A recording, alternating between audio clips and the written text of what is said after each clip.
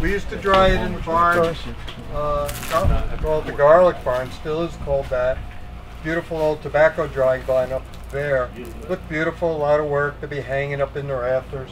But we started getting mites, and as I researched the mites, it's like, you know, the sources of mites were coming from like old hay, rope, wood, I mean, an old barn basically. That's where the mites are. Yeah. So, and then I attended one of Crystal's workshops, and I saw she suggested drying it in forced air structures because you could control the temperature and the humidity, which is really important because sometimes you'll hit a stretch, you know, in September and the garlic's hanging and it's like cold and wet and rainy and humid and everything's just wet. But in the greenhouse, I close the door, I turn the heat on. So I keep the humidity, it's a controlled environment for me. And I already have the structure. So what we did is we painted Cool Ray on the roof. And it cuts down, I think I've got it at 50% shade right now. Some people use shade cloth. And we have a shade cloth, but it's a pain putting it up, taking it down. So I like the paint. You know, like a gallon of paint's $50, and it comes off with the first snow. So we like Cool Ray. And Cool Ray, it's safe, it's green, and it works great.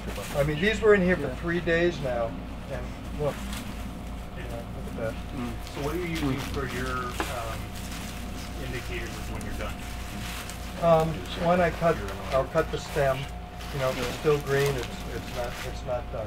But what I'm going to do, and we might get a chance, is do a modified cut the top off and dry just the bottoms. We're drying it for several days, and I might come through and cut them off anyway, and continue drying the bulbs in here. Cut them at your finished length. Yeah, cut them at the finished length and let them dry in here, on these pallets and on the ground. For probably as long as it takes to get it dried to where there's no moisture, so they won't mold. And then we'll put it in ventilated crates. And then we stack those in the upper barn where it's dry. Or even in here, we've kept them in here where it's dry. And then we use the same, this is where our onions go. We'll do all the greenhouses. Our onion crop was so big last year. Like every place, even the barn was filled with onions, so we ran out of places to put them. Basically, this is both houses for one big giant dehydrator, and that's what it's for. Sometimes, if I'm motivated, I will fluff these up, just walk down the windrow. To tell you the truth, it's been so dry and it's so hot. There's nothing wet. There's no wetness on here, so it's been good. But these just went in yesterday. So this is just one day. Look at that variety.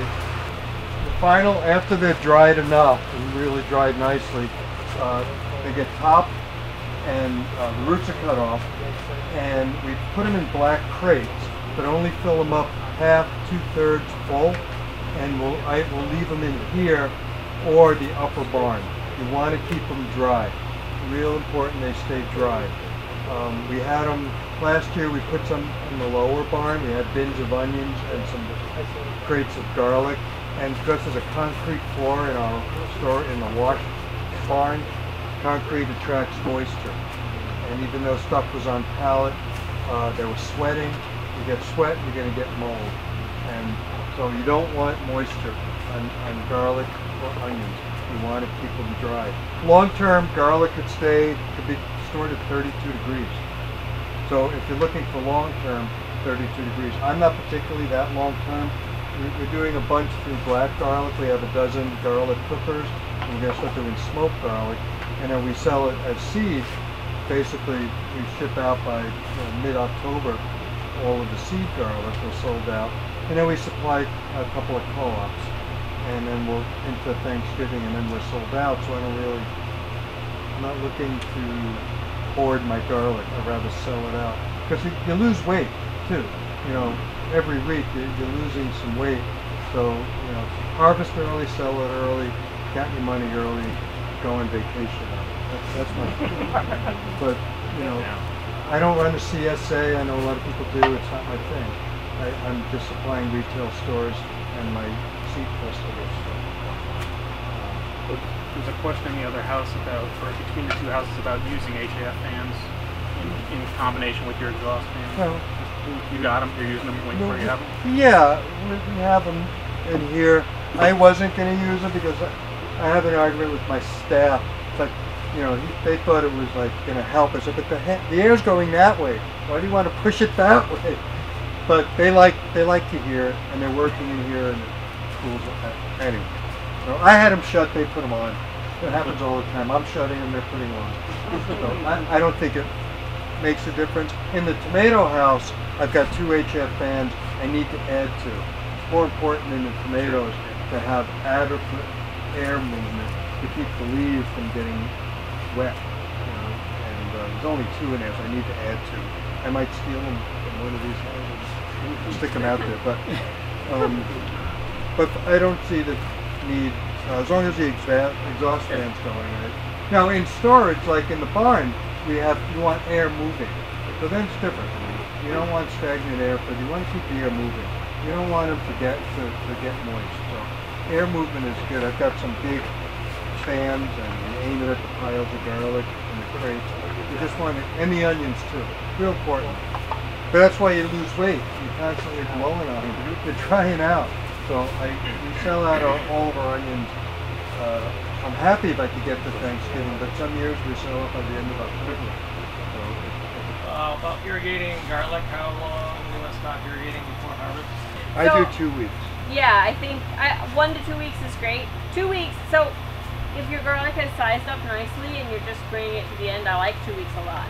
If it's been, if you're still trying to push size, at least 1 week. But it's great if you can allow it to start drying in the field. It's just less work that has to happen. I was worried about the fusarium. Yeah. And one of the when you read about it, it's like, okay, it could be too much water, it could be too much nitrogen. It's all these too much things. It's like, whoa, baby. I just like don't all right, no water for you. Stop feeding, and let it finish its season out. Yeah. And we'll see what's there. So I stopped, and then of course you hope it's going to rain anyway. Right? But since that's not that dependable anymore. But I think I stopped about at least 2 weeks. Let's talk about max temperatures real quick. Okay, so go ahead. ideally max temperatures for garlic? I don't like to go over 110. Technically garlic can go to 119 and 120. But how long? Garlic jelly. First one. How long? How long like can touching it, or what's the plateau? It could maintain 110 through drying if you could do it. Okay. There's no particular reason to keep it that hot. It's a little excessive.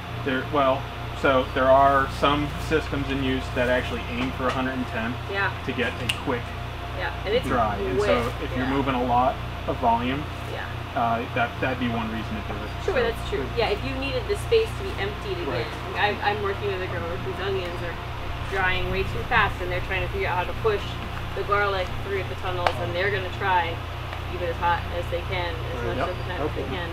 So it doesn't damage it, people know it's going to damage the internal. No, 110 doesn't, but 120, if anybody's ever heard of waxy breakdown, it's as gross as it sounds. The garlic turns into yellow jelly, and it's bad. So that's 120. So the other thing too is at 110 air temperature, and you have air movement in here, which is really important. And as it's drying, you've got evaporative cooling. Right. So the bulb is not hitting 110; it's the air temperature. And onions? So Christy Hopting, I think, would tell you 85 is a max temperature. And I've never actually read any of the research. I don't know what it's called. Christy's read it. But yeah, it's a much lower threshold for onions than garlic. And they're wetter. They're just a totally different chemical composition. So much cooler temperatures. May be obvious, but if you have high humidity, not only do you have more post-harvest pathogen potential, but you're not going to dry as quickly. Right. So circulation, that would be then ventilation. Ventilation. So that's another key difference. The HAF fans are doing circulation. They're mixed fans. The end wall fans are actually ventilating, bringing fresh air in. Low You can humidity. feel the draw. Picking this is a perfect moisture up and getting it out. It's labor intensive. What I do is capital intensive. You see all the equipment. If anyone wants to see anything, you're welcome to look at it. I know there's some of the fungicide I mentioned, the Storox, somebody wanted to see. If you want to see the can of the paint that I use, I can show you that as well. And I want to thank everybody for coming. look at my Facebook page, Howard Prussack, or High Meadows Farm. Don't be a lurker, like me. You got great Facebook. Take it from me. And I'm on Instagram, High Meadows Farm on Instagram. I don't, no political stuff on Instagram, it's only good. Facebook's a different story. Yeah, enter at your own risk. But the High Meadows Farm page, it's all good. Yeah, it's all happy. It's always perfect. It's always sunny in Vermont. But my other one, it's, you know, tread lightly.